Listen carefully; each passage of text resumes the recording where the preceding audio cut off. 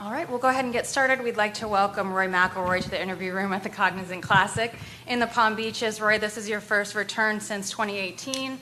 You have great history here. In 2012, you held off Tiger Woods to win the event and ascend to number one in the world for the first time. Can you just take us back to those memories and how special of a day that was?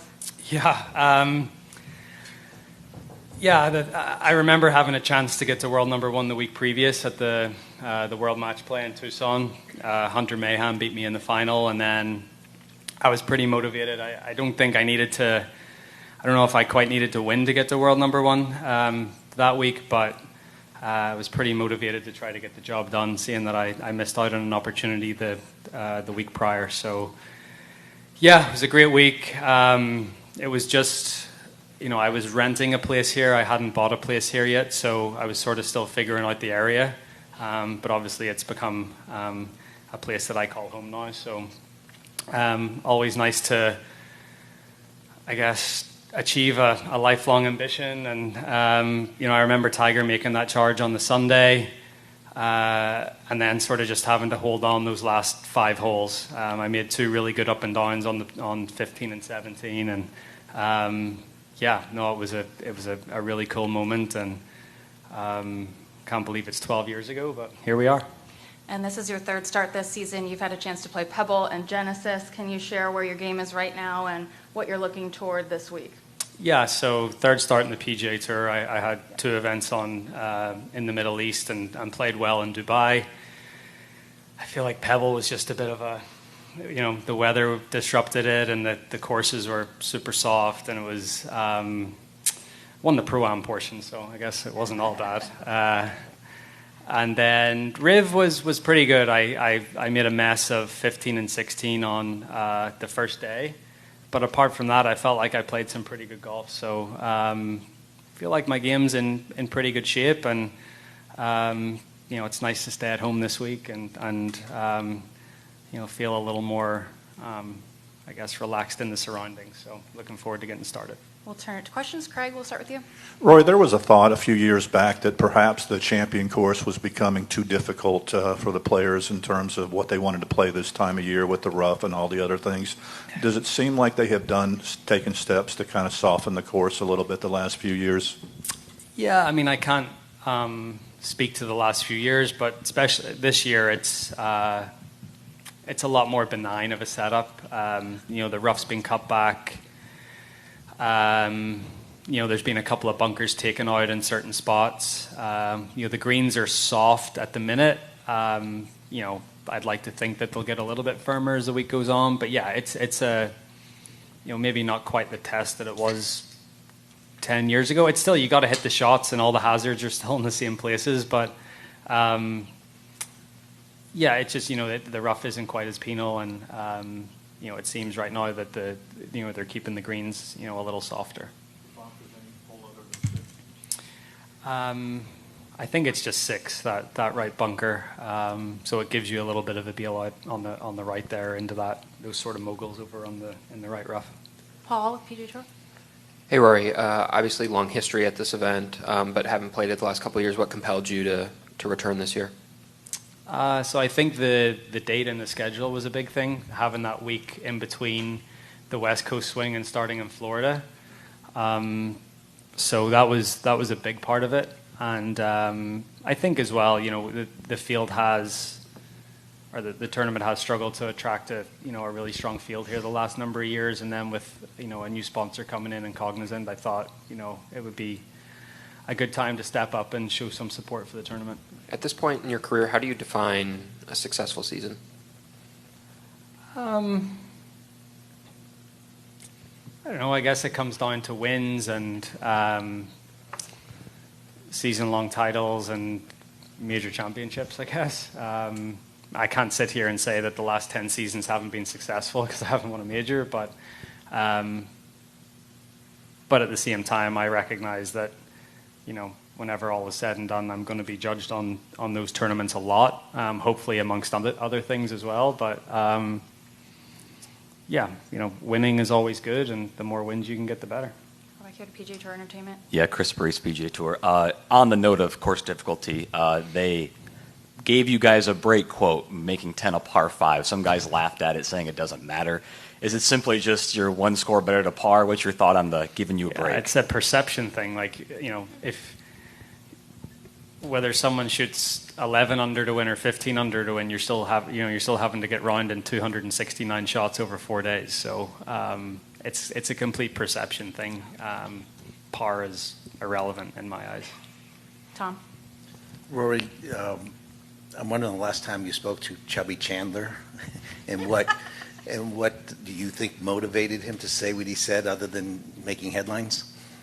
I think he's writing a book, so there is that. I spoke to Chubby.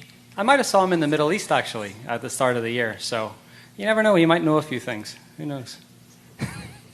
Well, he started by saying there's a good chance you'd go to live, and then at the end it was 10%. So is there a percentage that he's Somewhere in the middle, maybe. Who knows? Tom, can you give it to Alan Shipnuck, please? Rory, does 2012 feel like another lifetime? Yeah, absolutely. Yeah, different life for sure. Do you ever reflect on where you are in your career? Like, is this the start of the third quarter? Is this mile 22 of a marathon? I mean, what's the right sports metaphor for where you are in this journey? I don't know. I said a few years ago that Phil and Tiger were on the back nines of their career, and I got a lot of shit for it. So I don't know if I want to.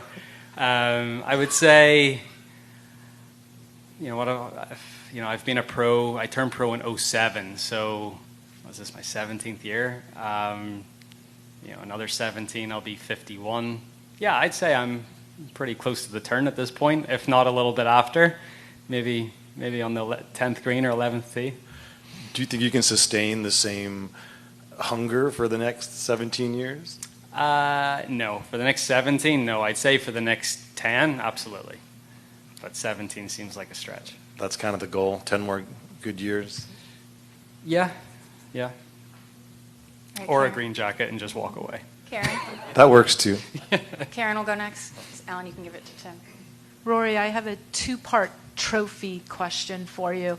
You've collected more trophies as a pro alone than like we have books. So how do you display them? Are you like Tiger, only the major trophies? That would look a little sad. Just having 4 up there. His 15 look a little better. Do you do it by the art, how artistic they are? Do you display all of them? Do you need more than one room? How does it work? I've got a big wall in our sort of entertainment room that has most of the trophies in there. A couple of them I think are sitting in Hollywood Golf Club, which is sort of a nice thing as well, where it all started. But yeah, I sort of try to group them together a little bit. You've got some sterling silver ones, you've got some gold ones, you've got a couple of Wedgwood ones from the WGCs back in the day. You've got some sort of crystal ones. Yeah, you've got a bit of everything, and honestly, it's a bit of a mishmash. It's a bit of a random collection. And then in this day and age where your first place prize is just more and more significant, meaningful money, it occurred to me that maybe the trophies are passé, like why are they meaningful? But listening to you talk about 2012, I'm wondering if that's the value of them. You can look at them and it takes you back to how you won them. Like for you, what is the meaning of displaying those and having those around? Yeah, so I know a lot of players give their caddies the flags from the 18th greens, but I like to keep those. So to me, and they're all in my gym, sort of more for motivation. And I go in there and I see all the flags on the wall, and I want to add flags to those walls. And that's sort of like my motivation. The trophies are really cool, and it's great to look at them and see all the names that came before you. Like that's amazing. But just for pure motivation, and I think it's sort of like a double-edged sword. You look at these things, and it's a nice moment to reflect on what you've achieved, but it's also really good motivation in terms of what you still want to do in the game. We're going to do 2 more Golf Channel, and we'll finish with Associated Press. What does Harry get for a win if he doesn't get the flag? 10%. No. So Harry actually has, I think he's got in his house framed the 4 shirts that I wore to win the 4 major championships. But yeah, I mean, Yeah. I think he's happy enough. Now, this is kind of inside baseball, but there's a lot of the guys from the Corn Ferry Tour Q School category who aren't in the field this week on their number. About a dozen of them have gotten 3 starts in the first 9 weeks. About a third of the events for the rest of the year are going to be opposite field events with 300 points to the winner.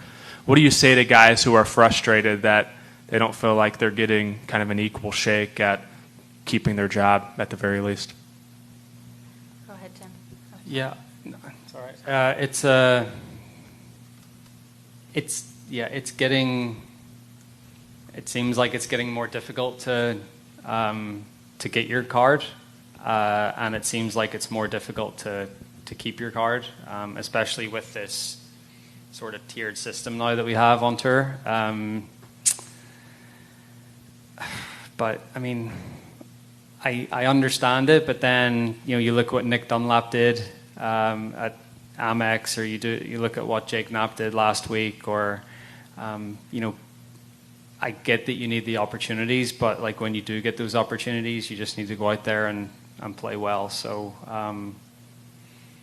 it's sort of hard for me to speak to it because I've fortunately never been in that position, but and it's hard to sit here and be like, stay patient, because it's tough, but it's supposed to be tough, I think, is the thing. It's supposed to be competitive, like it's supposed to be cutthroat, and I think that's sort of what we're trying to make the tour is more like that, so that you try to make the most competitive product that you can. Final question? Rory, kind of a two-parter about Augusta. I can't say it's next month yet because it's not next month until Friday. Not But quite. at what point does it start occupying the majority of your headspace when you get to this time of year? And secondly, did you have any reaction to the asterisk comment about that?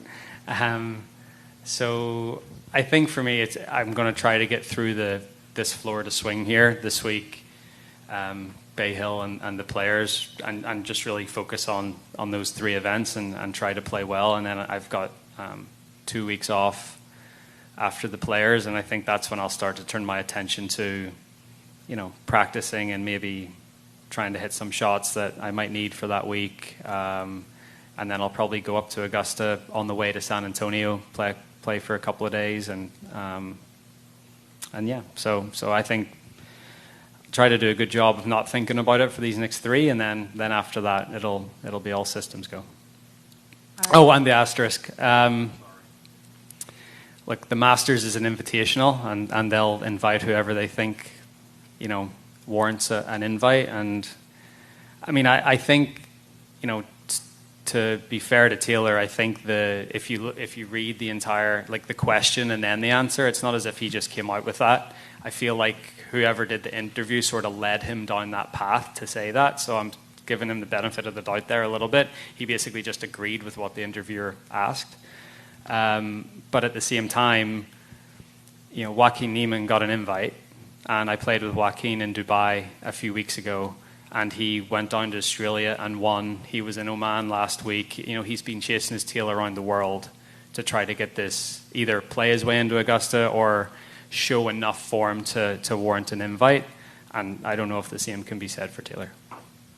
Thank you, Rory. Appreciate you coming, and good luck this week. Thank you.